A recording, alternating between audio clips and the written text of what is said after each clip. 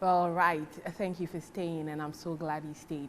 Today, we are going to talk about hepatitis B and a healthy liver. I have two amazing human beings here in the studio to help me have this discussion, but let's take their profiles first. Profile of Dr. Augustine Boachidonko. Dr. Augustine Boachidonko is a medical doctor by profession. He is a clinical microbiology specialist at the Cape Coast Teaching Hospital.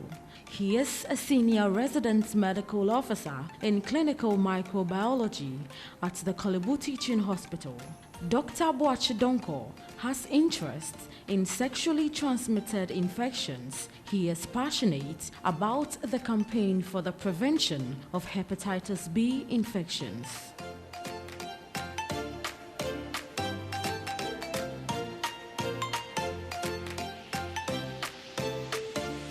Profile of Francisca Kusiwa-Yeboah.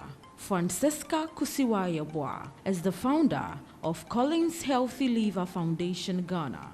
She holds a bachelor's degree in natural resources management and an executive MBA in finance. She is an entrepreneur and a research fellow. Francisca is passionate about eradicating the deadly hepatitis B virus through research, advocacy, testing, vaccination, and proper treatment.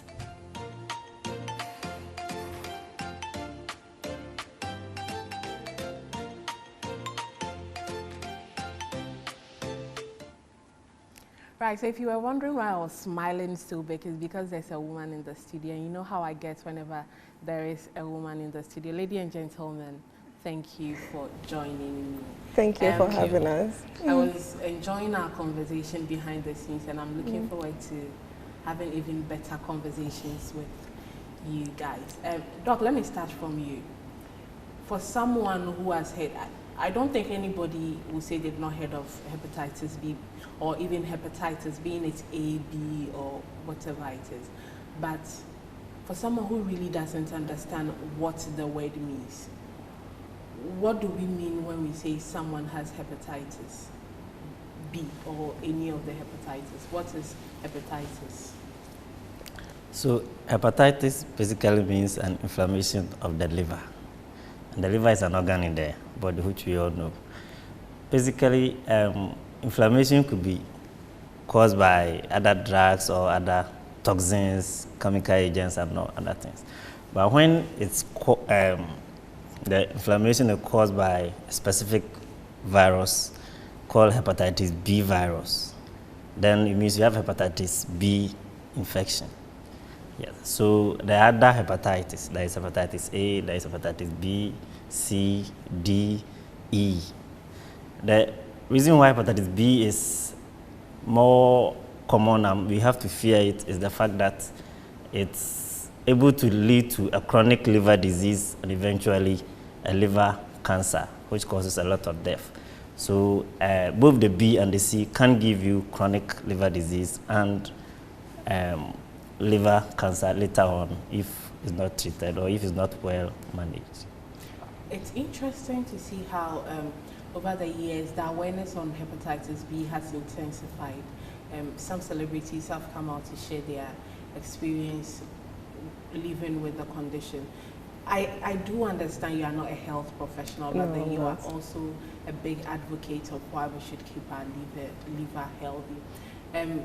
Why is it important to keep our liver healthy? Because Doctor and I were having the conversation behind the scenes, and we mentioned that healthy liver or not, you are prone to the condition. Yes. So why is it important? Okay, so healthy liver or not, everyone is susceptible to acquiring the hepatitis B virus.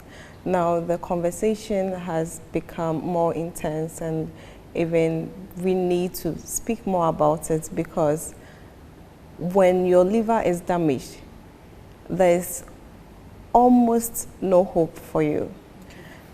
Doctor mentioned that especially with the hepatitis B, it can develop into liver cancer. Now, when you get to that stage, what can be done is probably liver transplants. And let's ask ourselves, let's be real. How many of us can even afford that if we are presented with that option to get a liver transplant? Even if you can afford it, what is your chances of getting a donor? And I believe it is a very complicated surgery that you need to go through. So in order to avoid all this, let's talk about it. Let's discuss liver. Let's talk about how we can keep it healthy. And it is one of the organs, as I have understood, that can regenerate itself.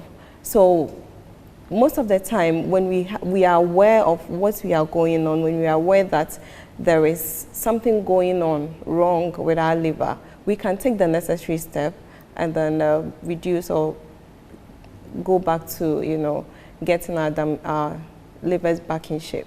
Right. You also mentioned the importance of testing. We'll come back to talk about that later. But Doc, let me come back to you.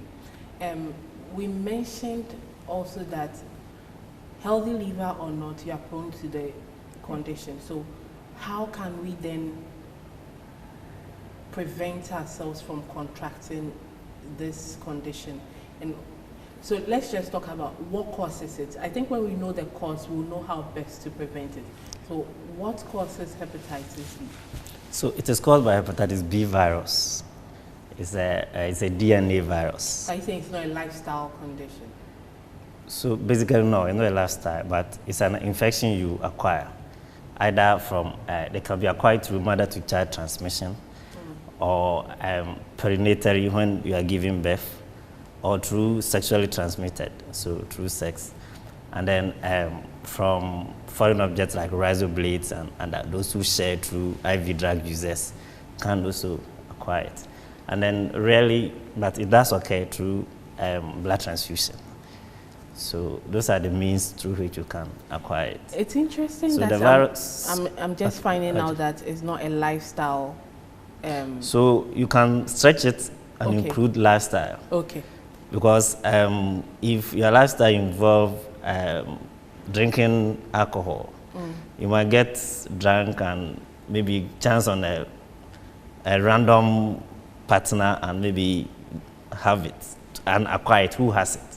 Yes, so lifestyle also plays a role. So since it's not 100% lifestyle condition, how then do we prevent it? Because it looks like it's out of our control to prevent ourselves from catching it, isn't it? In fact, it's actually more infectious than the other viruses that we fear. For instance, HIV. Yeah. Hepatitis B is about 80 to 100 times more infectious than HIV. So if you think of how people fear when you mention HIV and the fact that hepatitis B, everyone is quiet about it, the advantage is that it can be prevented through vaccination. Okay. For Ghana, there is a policy, the expanded program of immunization. Every child gets it at the 6th, 10th, and the 14th week of life. But for adults, I think if you were born after 2003, that means you have gone through that childhood immunization. But if you were born after those years, then you will need to test, and if it's negative, then you take the vaccination. And the vaccination is about 98% effective. So it's a very good way to prevent it.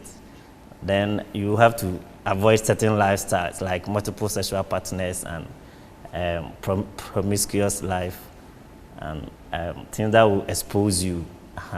Those are the ways you can prevent it. And then mother to child also be prevented by giving the vaccine to the baby within 12 hours after delivery, or there's an immunoglobulin which is also very effective.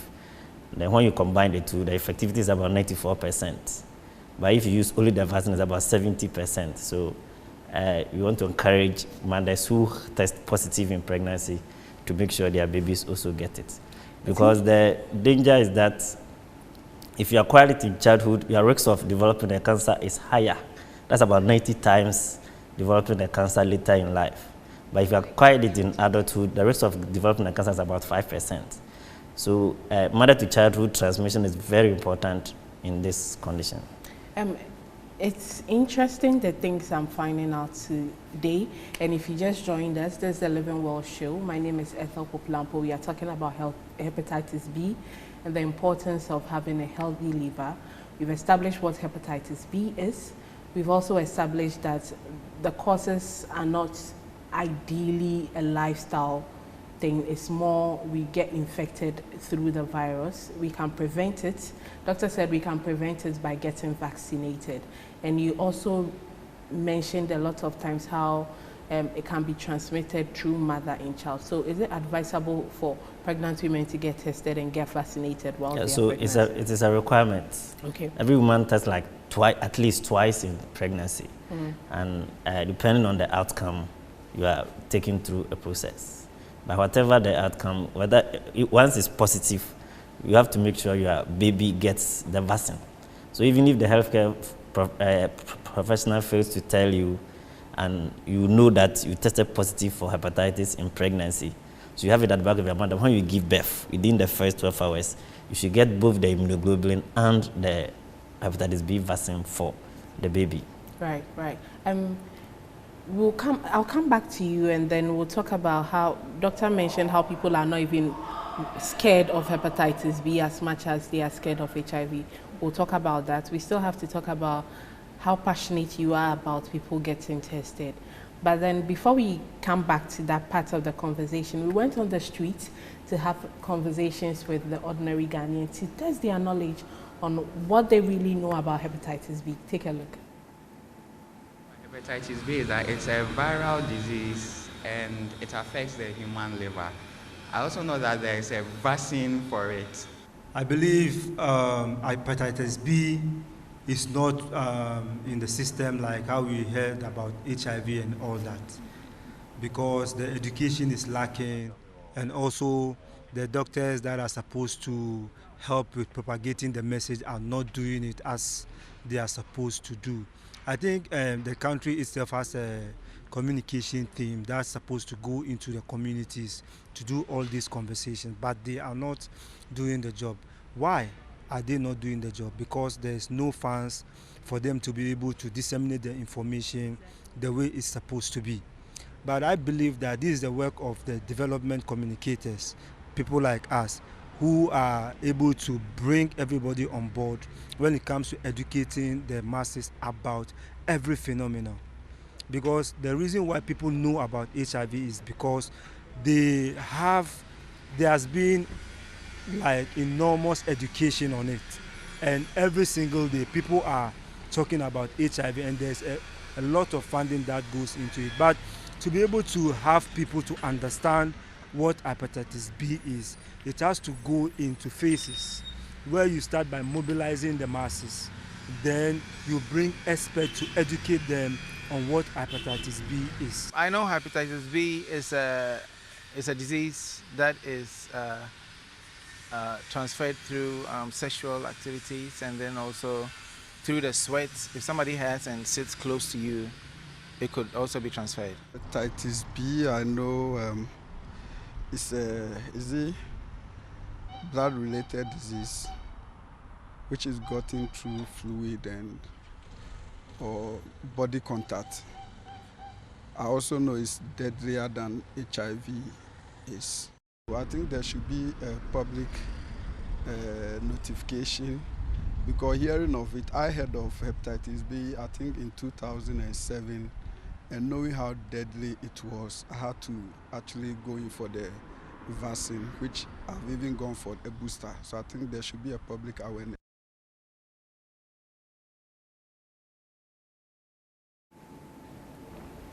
Right, those were interesting views, I might say. Maybe because of the kind of show I host and the information I'm privy to, I found some of the comments really interesting.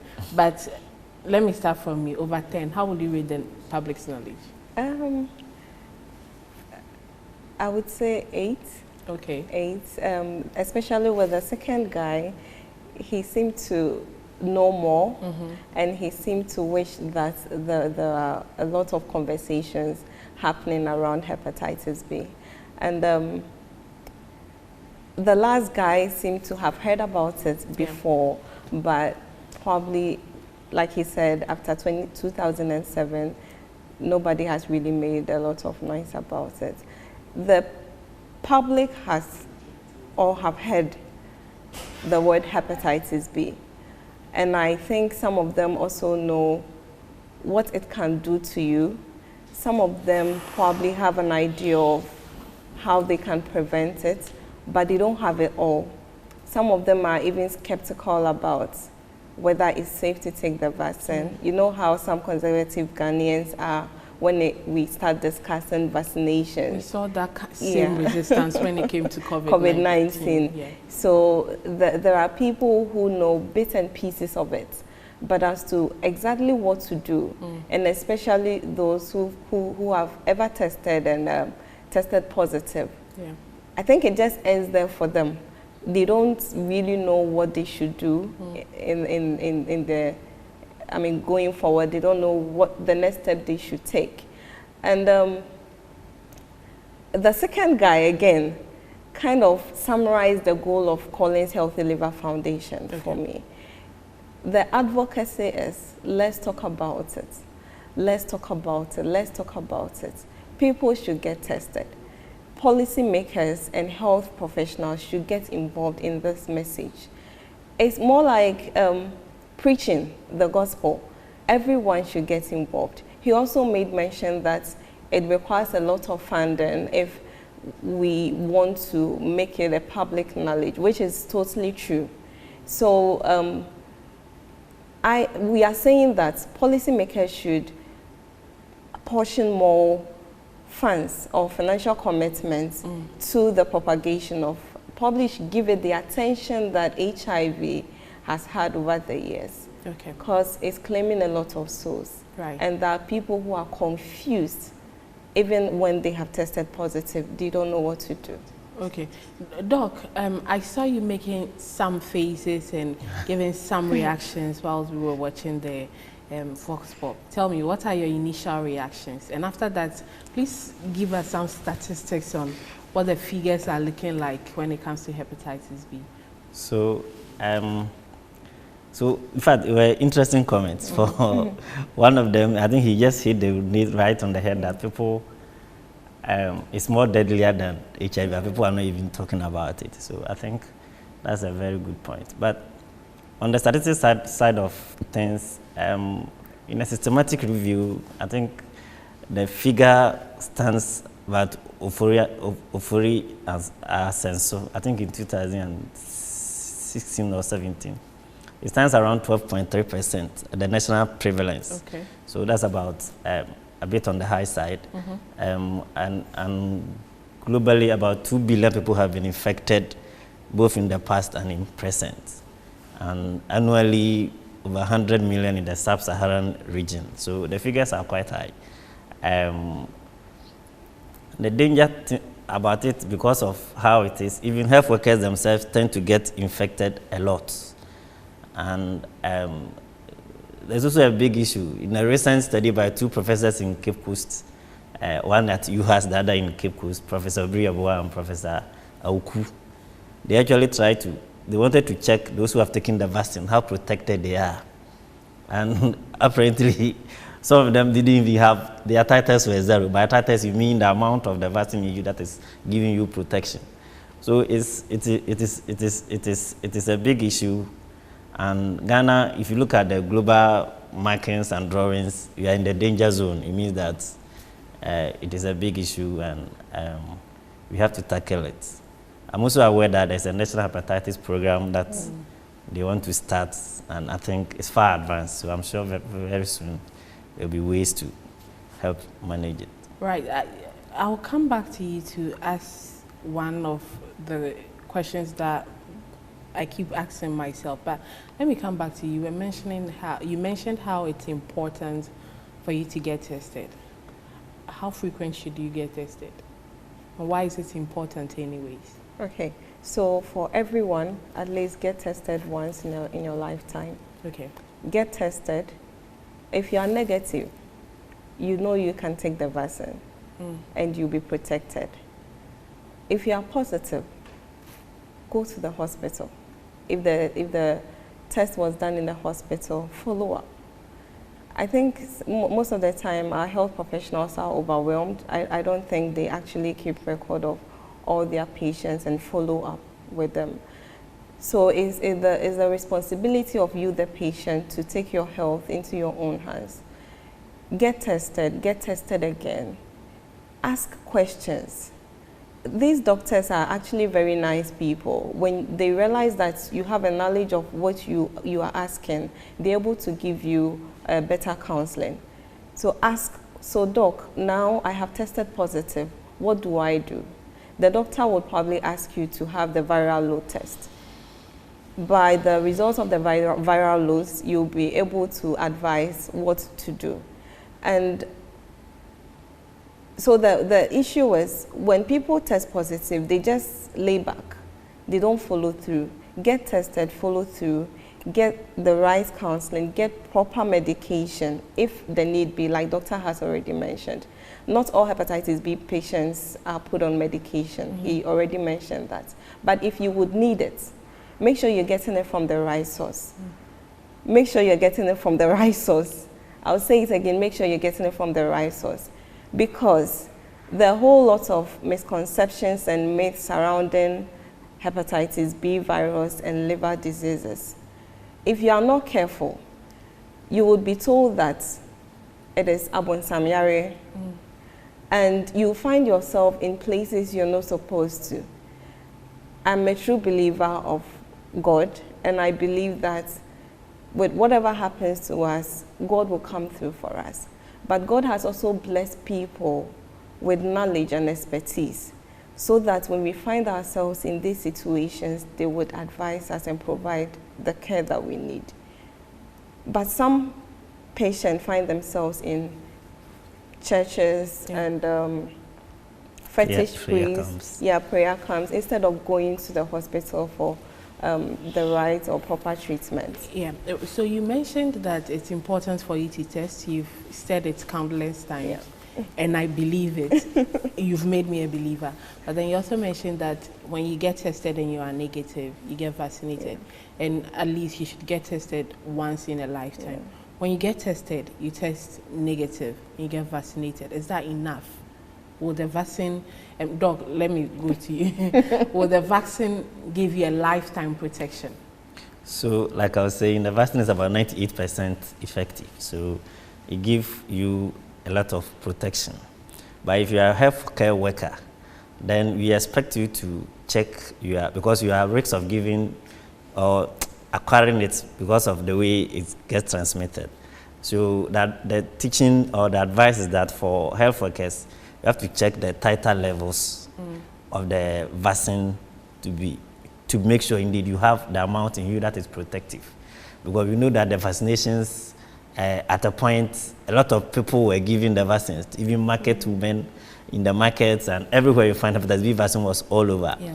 Yeah, so it came to a point that and like I was sharing the two professors study, they checked and they realized that some have taken all the 3 doses of the vaccine, but they didn't have anything in them that is protecting them against the vaccine. So it would be good to check the titer levels and make sure that indeed you are protected.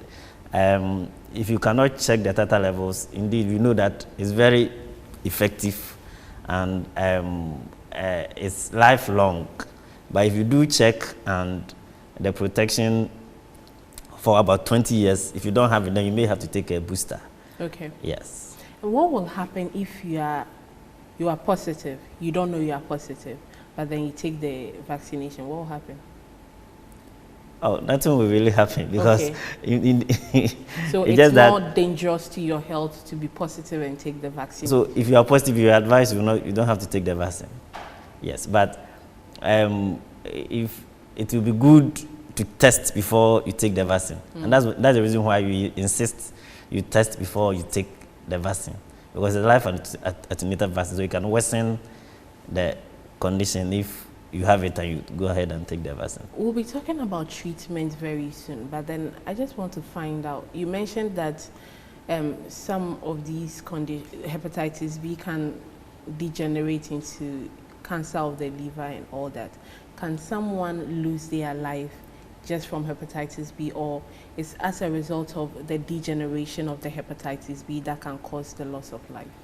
So usually the mortality is the death is usually related to the decompensated liver or the cirrhosis. Usually It's a complication that can cause death. But the infection itself, unless it's an acute and then maybe it's overwhelming, then that one, it can also cause death. But most of the time, the decompensated liver, that leads to the death. Right. Yeah. Talk to me about Collins Healthy Liver Foundation. How did the foundation begin? Okay, so Collins Healthy Liver Foundation, CLIF-GH, was inspired by love and grief. Back in 2020, when the whole world was dealing with COVID-19, my family lost my dad, who wasn't affected by COVID-19, but hepatitis B. Okay. And we believe that he had lived with the virus for a very long time. From the understanding I'm getting, he might have lived with it throughout his lifetime. So the point he started showing symptoms. And at that point, it was too late. Not so much could have been done about it, so we lost him. And then while I was going through that grief, and at some points blaming myself that if I knew, probably my dad would have still been with us. Yeah. I realized that no, probably there are a lot of people out there who also lack this knowledge, and they're going to lose their loved ones, or they're going to die and leave their loved ones behind, which is even more painful because the death is gone. I mean, when you die, you're dead. So I started the advocacy. So during his first year anniversary, I decided that is how I want to remember my dad. So that is when it all began. We had our first outreach at Tepa, where he lived, where I grew up. Tepa is in the Ahafano North Municipal in the Ashanti region. And then the second year of his anniversary, we had lots of calls to come and do it again. So this time we decided to target the students and the staff members of Tepa Senior High School. It was a very successful program. And then on his third anniversary, we decided to go all out again. So this year, we are holding the program at Maban Senior High School, which is also in the Ahafano North District Municipal in the Ashanti region, about 10 to 15 minutes drive from Tepa. And we have now it's become bigger than we initially anticipated. And then we're hoping that we could reach a wider scope than we have been able to touch base with now. The impact has been felt over the past 3 years, and people are asking for more. A lot of people are asking that we move it from Tepa. I was just about to ask, what did the other regions do to you? What did we do? Why are you not coming to us? We would. We definitely would. And we would. That has been in the discussion. Doctor has been of tremendous support, and some other family members and friends have been of support to us. And this support, as it comes, are limited. So we are working on getting more support, donations, and collaborations with some health organizations so that we can do more. Right, right. Doc, let me come back to you. When she was narrating her story, she mentioned that from what she knows now, maybe her dad has been living with the condition all his life. First of all, what are some of the signs we should look out for in symptoms of hepatitis B, and how is it possible that somebody can have it their whole life and don't show these symptoms that you're about to mention? So that is the reason why we ask that you check, because you can live with it and it will not show symptoms for a long time. Usually it's asymptomatic until the decompensation starts. Then you start having the symptoms like dark colored urine, yellowish coloration of your eyes, which we call jaundice. You can have right upper quadrant, so right side of your abdomen could hurt you, and then sometimes you could have intense pruritus, like your body can itch. Yes, and some vague abdominal pains, anorexia, you feel like you want to throw up every time, and all those symptoms. But all these I've mentioned could come from any disease affecting the liver. Yeah, so until you check and you know that this is coming from hepatitis B, you will not be able to know that this is indeed the cause. So these are some of the basic symptoms. But when it gets worse, then you see that that part of the tummy or that part of the abdomen could become hard and enlarged. And then even at the cirrhotic stage, the liver shrinks and becomes very small. So it goes through stages, yes. And it's the reason why we advise that if you have not tested or you have not taken the vaccine, then you must test, and if it's negative, you take the vaccine. And yes. Right.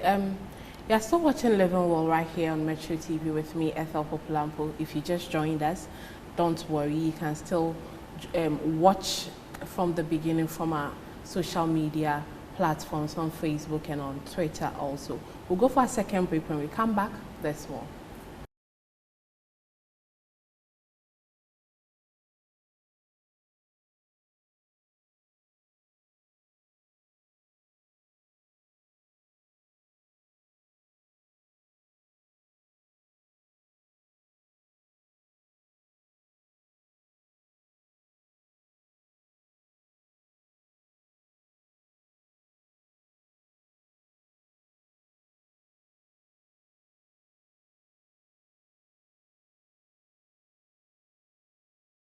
That was an interesting fact right there, but we are not here to talk about that today. So, Doc, let's just go right into the treatment.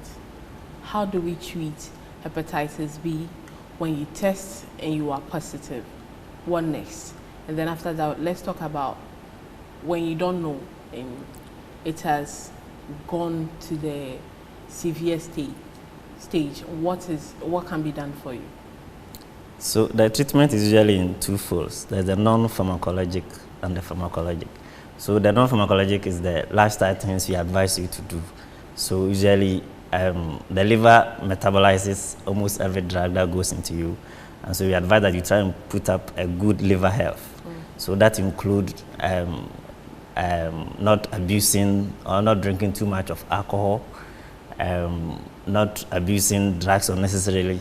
So paracetamol and other medications that could affect your liver, you have to reduce the times that you come again. A lot of us are on this table, you are trying to shake. Paracetamol. Yes, paracetamol. I mean the painkillers, but specifically paracetamol. Wow. Because it's metabolized by the liver. So when you are in pain and you just keep taking pain medications, have other consequences. So if you think of your liver, and especially the herbal medications that we do not know how much of it. I know that the Center for Scientific Arts produce some herbals that are used for malaria and typhoid, which we all recommend and that. But if it's not the tested ones, the approved ones by the herbal medicine unit, and somebody has just done a concoction and you are taking it, you are just harming your liver, which also is another issue. And like we always say, it's a personal responsibility. You have to take care of your health and then what you eat. So your food, make sure it's a balanced diet, a lot of the fruits and the vegetables, yes. And then while doing all this, and then have a positive mindset. Once you have the disease, it's not a death sentence. It's always a fighting spirit that you need, regardless of whatever the condition is. And if you have that positive mindset, then you can do better on treatment. So with the treatment, when you come to us, we classify you into groups. Those that you monitor, and for those we require you to do tests every 3 to 6 months, so that we check how the viral load is doing, how the liver is functioning, and then in terms of ultrasound and other things, to know whether the liver is getting enlarged or whatever. So those ones, we will schedule you for routine review and we will monitor you. But for those on positives too, we also put you on drugs. Okay. which are also available in almost every facility in the country. So when you get to the advanced stage, what can be done for you? So the advanced stage, we tend to do, we start the treatment right away, but we tend to do what we call palliative care. So you come to us and we try and support you. So if you come to us and you are vomiting and those things, we are not going to give you drug to stop the vomiting, no, but we try and replace the fluid. Okay. Yes. So for hepatitis B, we try and avoid drugs as much as possible because most of the drugs you take are metabolized by the liver, but the liver is damaged. So what we usually do is try and give you some supportive care. Ideally, the best is a liver transplant. If you can't get a transplant, then you are sorted. But how is that possible? It's in the region of $25,000 even after a donor. So it's a no-no. All things being all things being equal, you have a donor. Yes. You have the money. What are the tests that you have to do? Can anybody just donate their liver? No, so you need a healthy liver. Okay. And as it stands now, there's no transplant center in the country. So it means that you may have to fly outside and do it. So but that is a big issue. when it comes to liver transplants, because I've seen it in a couple of movies and I've been trying to wrap my head around it. So now that you are here, let me ask all my questions. When it comes to liver transplant, does it have to be a matching liver? Who can donate a liver? Say I need a liver to be transplanted to me. So it depends on whether it's a full liver transplant or usually, but it's divided into lobes. Okay. Or parts. So usually they can, if one section is the one that is involved, you can transplant that one. And it's things where it is done is once you have a donor and it can be done. There's a footballer, Eric Abidal of Barcelona. He went to have a liver transplant, came back and played football before he even retired. So it's if the resources are there and the center is there and everything is there, it can be done. I'm smiling because my next question is actually from a movie I watch, and as much as I feel like it's a funny question, I'm going to ask anyway. If you take a liver from a drunkard, is there a possibility you also become a drunkard? That's an interesting question. That's an interesting question, but that will be for another discussion. But there's something we call alcoholic liver disease. Okay. Yes. I was saying that the liver behaves like an elastic, so you can take alcohol for a long time, and then you might not even have any consequences. But most of the time, those who abuse alcohol in binge and so much of it tend to have alcoholic liver disease later in life. Right. In the spirit of talking about livers, we have a vox pop on liver. Let's take that vox pop. When we come back, we'll continue. It's not what processes the waste. I think that the liver is what processes the waste in the human body. I know that the liver and metabolism, but I don't. That's the only thing I know about the liver. The liver. I know it's very. That's a lot of good things, but I can't specifically say that. I know it breaks down alcohol. That I know. Yes, and that's other things too. So it also breaks down medication in your body. I know about that as well. So yes. Okay. Do you think there should be a public awareness or education on hepatitis B? Absolutely. So that people can make informed choices and take care of their health. Right, Doc. From what has been said, do you think Ghanaians know what their liver is for?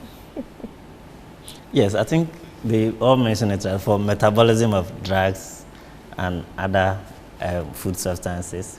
It's also it's actually the engine of metabolism for your body. Yeah, so it's like breaks down glucose, stores it, and some part of it. So it does a lot of good work for us, and it's the reason we have to take care of it so that it also take care of us for the lifetime that you have. So and like I usually say, the liver behaves like an elastic. It's able to take a lot of insults. We call it a forgiving organ. So you can be abusing alcohol for however you want. You can be abusing herbal drugs for however you want. You can be doing anything, and then it keeps regenerating. But at a point that it gives up, then there's nothing you can do again, and that is usually where the challenge is. So for alcohol, we know is good. It helps you get more good cholesterol to drive away your bad cholesterol, and it's also good for the heart. So we know that. So, but like we say, too much of everything is bad. Yeah. So you drink wisely. You drink and in a social way, yes, but not like every day and abusing it and like it is your lifestyle. No. Okay. Yeah. Okay. Let me come back to you. You've had the knowledge on the streets about the liver, and your foundation is into advocacy. Do you think enough has been done when it comes to advocacy to educate the public enough about the importance of the liver? No, not at all. Not at all. And sometimes, in as much as we want to blame other people, are we also seeking the knowledge? Okay. Are we seeking it? Because it looks like we know just bits and pieces. And sometimes it's even more dangerous when you don't have the full account of what you're talking about. I think we can do better. We can talk more. We can talk more as in seeking knowledge or getting. Yeah, I mean, we can give more, because there are definitely people who are experts in this area. We can give more, and we can also seek more.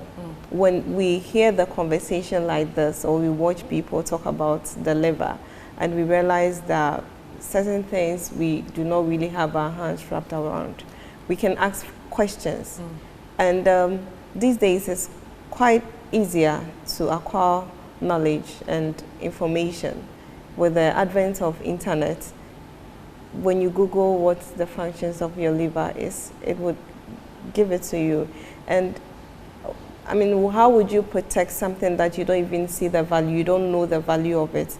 It would be very hard for you to protect it with all that you have. So we need to have the conversation. And I'll keep saying it. Because it all boils down to knowledge. If you know, you take the necessary steps. If you don't know, you lay back thinking all is well with you, but you might be suffering severely for something that you do not have. Right. You mentioned the Collins Healthy Liver Foundation will be spreading its wings. How soon should we look out for that? So the team have had a lot of discussion regarding this, and the plan is to move away from the annual celebration of life to a more regular outreach and advocacy. So we're looking at maybe every quarter. So this year, I mean 2024, you would hear a lot about us. Right, right. Yeah. Right now it's getting to the part that I dread. It's the aerobic session. Let's take it, we'll be right back.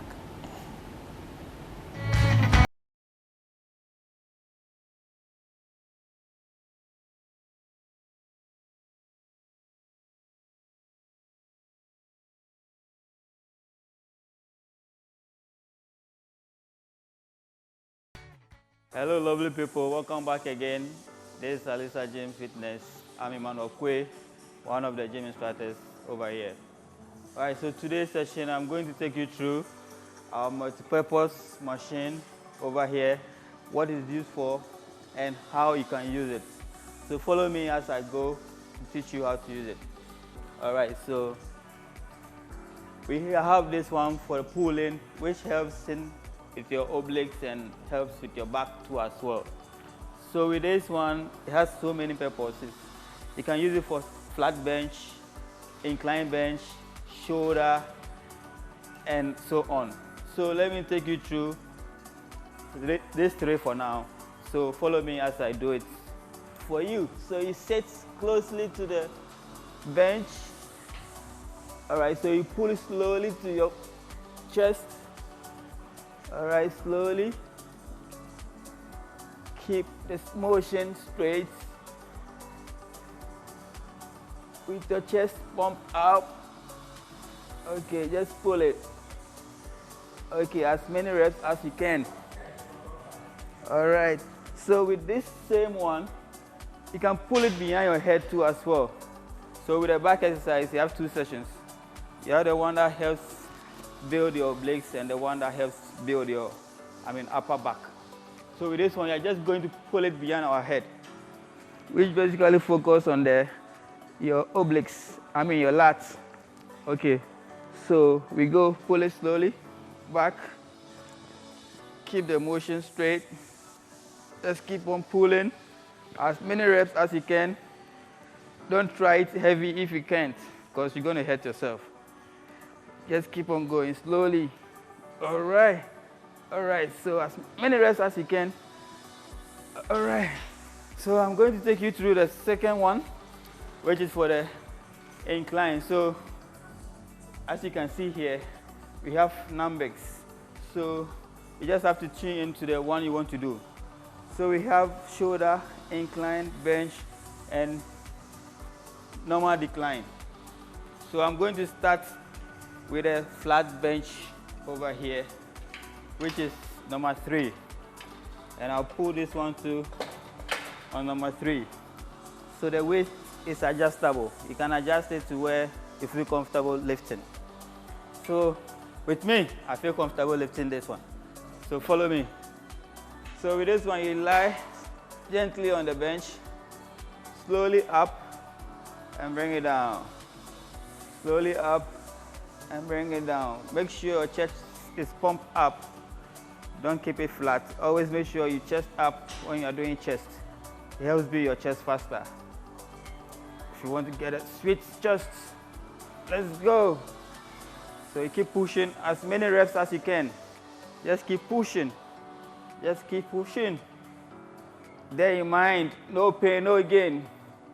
Keep going. All right. So this is a flat bench that I just did. So you can do incline bench too as well.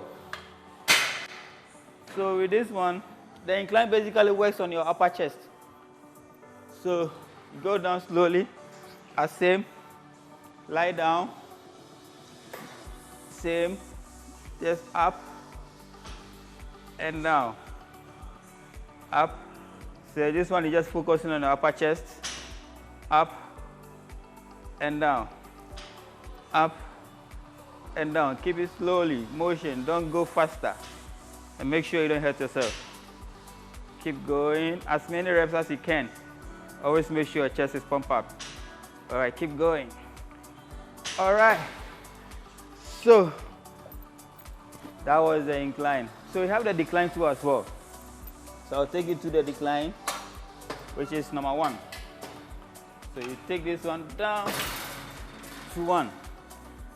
I'm still using the same weight, so of course I feel comfortable using the weight. All right, don't try heavy weight if you can't do it. So we go again. This is the incline. The decline, this is the decline rather. The decline works on your lower chest. So if you want to focus on your lower chest, make sure you build up with decline bench. So I'm just going to demonstrate how it's being done. So you just pull it up slowly. Focus on your down chest, pop up. Always make sure your chest is pumped up to get a faster result. Okay, keep going. As many reps as you can. Just keep pushing. Don't stop. No pain, no gain. Keep going. All right. All right. So hope you enjoy the session. Make sure you don't go above your limit. It's dangerous using this one. Don't get yourself involved in any injury. Always make sure there's someone supporting you. You can come to Alisa Hotel. We are here to welcome you and to give you whatever fitness you solely desire to have on your body. We're going to scout you how you want it, whatever you want. Just come to Alisa Hotel. We are here to serve you. See you another time.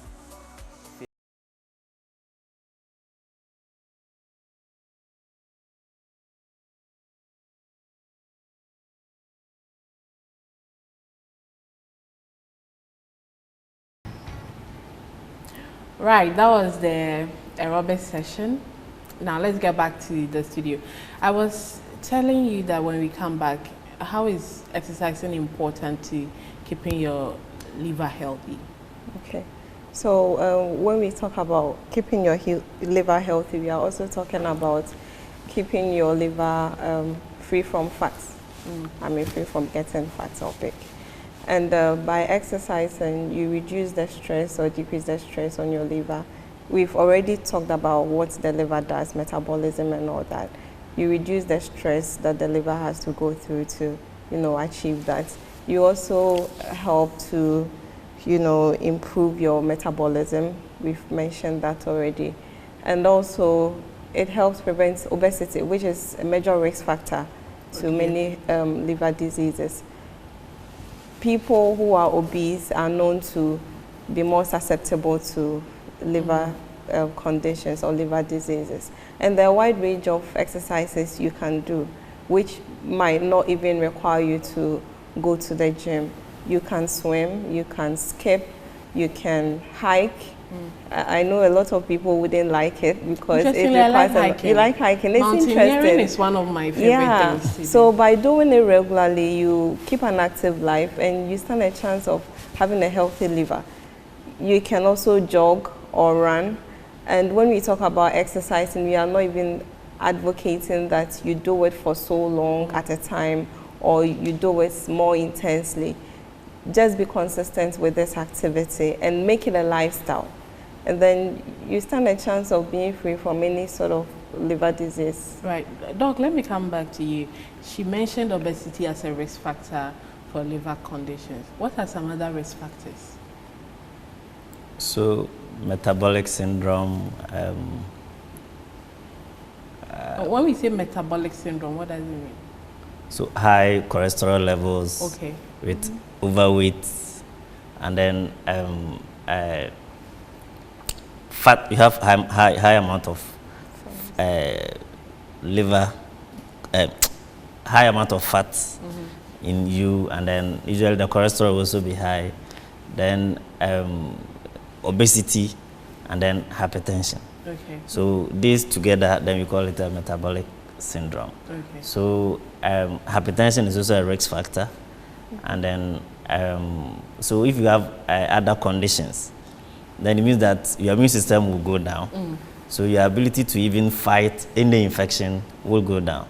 So it means that the risk factors we mentioned earlier on, if you come into contact, then you easily get the infection. Right. It's good that you mentioned high cholesterol level because the next segment is the foodies segment. Let's go and watch what Chef Daryl has for us. When we come back, we'll talk about it.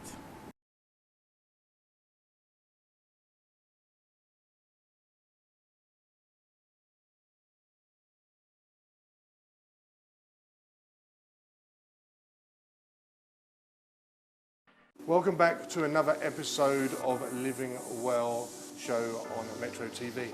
My name is Dale Freeman, your favourite executive chef here at Elisa Northridge in Accra. Today we're going to make a nice sardine and avocado salad, another healthy one for the people that are healthy, and the people that aren't healthy, we're going to train you and get you healthy. I hope you liked the mint booster last week. We've got some more smoothies coming on in a couple more episodes. But that was a little taster. So let's start with the salad.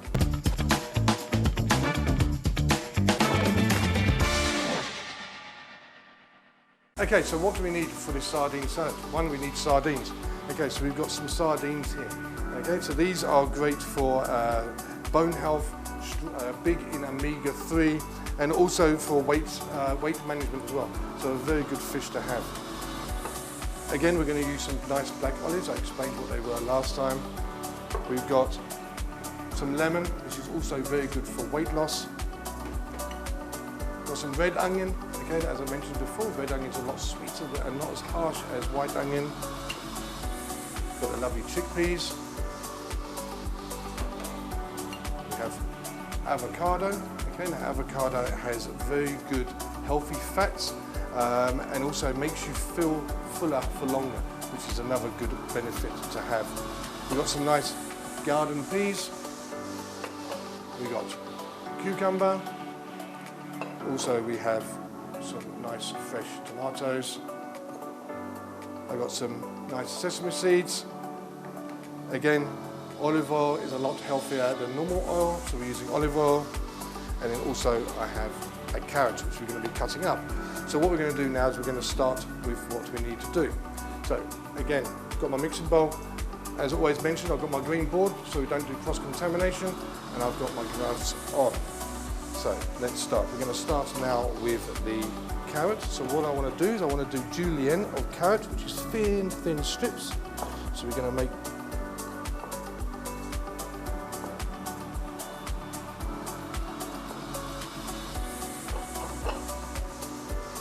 nice, thin, even strips.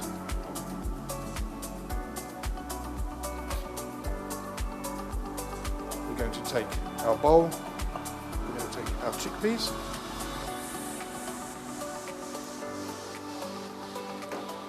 we're going to take some garden peas. Again, this is another rustic salad and also a brightly coloured salad. So also we have some nice cucumber, some red onion, green olives, sorry, not green olives, black olives, sorry. Fresh avocado. Take some lemon juice and put on so the avocado doesn't go brown. Give that like a little toss in there. Okay, put that to the side.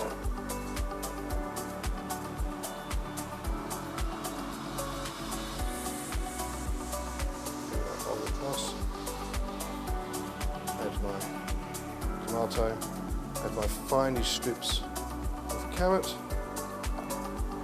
I'm going to add some sesame seeds, olive oil as a dressing. Let's give that a nice little.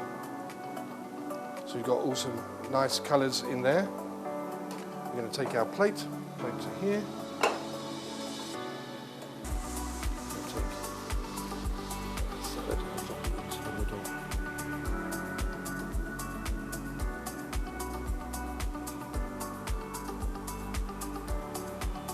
Okay, then what we're going to do is we're going to take our sardine. What we'll do is split it open. Just want some nice slivers of sardine around. We'll take a few more of the sesame seeds. A little bit more of the oil. And there we have it, one sardine and avocado salad.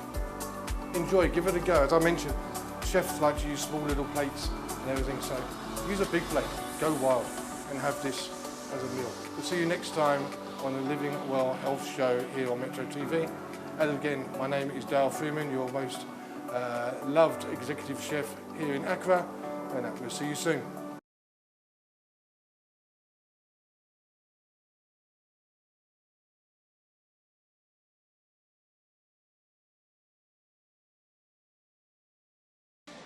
Right, welcome back. As much as I'm salivating about that whole sardine salad, I'm also thinking, Doc, is it healthy for the liver?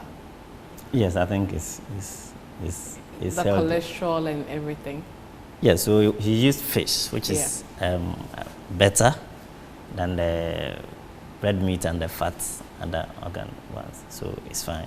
But other foods like the nuts and the beans and the cruciferous vegetables, the green vegetables, are all good for the liver. Beans, berries, grapes are all very good for the liver. Doctor, my director is shouting in my ears to ask you whether you mean gobe or the green beans. Which of the beans are you talking about? Oh, all the cereals are good for the liver, and the legumes as well. But for instance, beans, you know that proteins is about 10 to 15% and carbohydrate is about 70. Yes. So like we always say, it's a balance of everything. So make sure you balance both all the nutrients. So the technical term usually uses the balanced diet.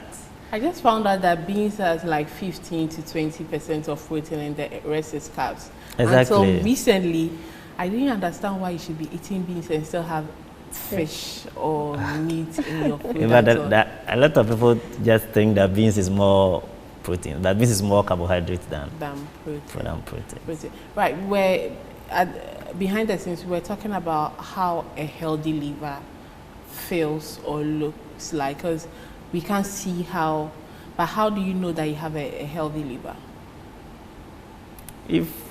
If you are healthy, it means your liver is healthy. In fact, it's not something you can see with your eyes. And like I said, it's responsible for your metabolism. So if you're able to eat and it breaks down, you're able to store some, and you're not having any new condition like diabetes or anything, it means your liver is healthy. But you can have it checked. Yes, you can have it checked. But specifically, if you're not having any pruritus, you're not having any jaundice or anything, that means that your liver is healthy. So you can do the ability your body has to break down food. Should you be worried when you have consistent constipation? Should you be worried about your liver? Because you break down the food, but then, or sometimes you don't even do the number 2 for a long time. Should it be a cause? So it depends on your age. If it's a child and he's just a month old and he eats and for 5 days he hasn't, or 3 days he hasn't passed bowel, it means he's absorbing everything. So nobody really bothers about it. Usually 2-3 days before they even pass. So but if you're an adult, depending on your bowel habits, then you expect that once or twice a day. But constipation is defined like for some individuals, they may be 3 days, they go 1. So so it depends on the individual, but not going for like 2 or more times in a week is defined as a constipation. Yes, but to avoid those things, that's why we are talking about the food that you should eat. There should be a lot of fiber in the diet and roughage in the diet. Yes, so reduce the carbohydrate, but a lot of the fibrous fruits and the fibrous foods as well. You mentioned that you can get checked to find out if your liver is healthy. How do you do that? Is there a scan or? So you can do a scan, and that's for the imaging side, or you can also do a liver function test. Okay. Where they will tell you all about the enzymes of the liver and the various ones, ALT, AST, GGT, and so many components of the liver function. Right. So we will tell you whether the liver is okay or it's not okay. Okay. Sweetheart, let me come to you. Your final words and then we wrap up. Okay. Being diagnosed of hepatitis B is not a death sentence. Wherever I go, I say this, and I'll keep saying it. Have a positive mindset and believe that you can get the right treatment from the right sources.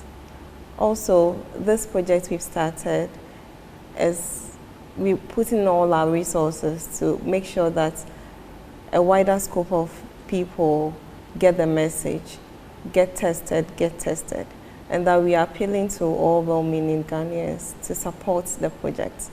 Health professionals can come on board, individuals, organizations with interest in propagating this message should come on board to help us achieve our target goals. Right. Doc, any last words?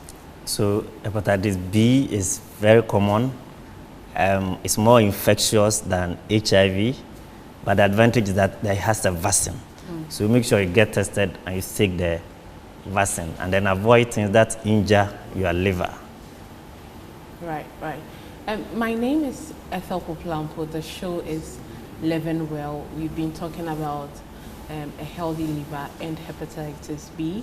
I hope you did enjoy today's discussion. We are back again next week. Thank you for joining me.